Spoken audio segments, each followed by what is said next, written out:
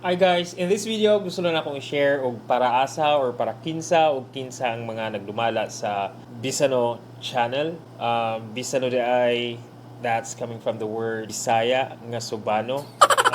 Ang tanang cast aning channel are of course Subanin people. Ginganlan lang namo ang channel og Bisano gumikan kay ang among means of communication, although Subanin may na amo ang kaugalingong lingwahe, pero para masabtan sa tanan, ma-share namo sa kadaghanan ang amuang kultura ug amuang adlaw-adlaw nga panginabuhi ug ang amuang lugar syempre mao na nga makipag-communicate mi sa Visayan language. Majority diri sa Pilipinas makasabot man sad og Bisaya, so mao nga ginganlan namo siya og Bisano, Bisaya nga Subano para kay ang amuang lingwahe nga gamit Bisaya. So ang Subanin tribe historic mao daw ang usa sa pinakadugay si tribo diri dapit sa Mindanao, particularly in Zamboanga del Norte and neighboring provinces. Ang origin gyud daw kuno is mga Subanin. Now, of course, daghan sa atoa, especially syudad na si Visayas or probably sa Luzon, wala pa kabalo nga naay Subanin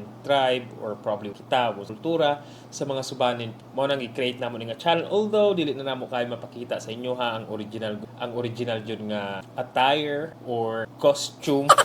Pero syempre, bisan sa ingon, ang gusto lang namo pong ipakita sa kadaghanan, i-share sa inyo ang kultura bisan sa modern way na kay lisa mo kung makita ninyo sa mga video, wala naman may cultural dress or cultural attire. Then siguro mostly makita sa inyo makita sa ninyo nga medyo modern na sad ang panginabuhi diri sa mo. Pero bisan sa ingon, mikan kay na sa bukid, dili gyud nimo pwedeng makumpara sa mga tao nga nagpuyo dapit sa syudad, especially sa mga tribo nga medyo advanced. So in this way, ma-share namo amo ang kultura, siguro na aming mga skits, inana, and hopefully ma-support sa ninyo ang daghang salamat ug mabuhi tag tanan.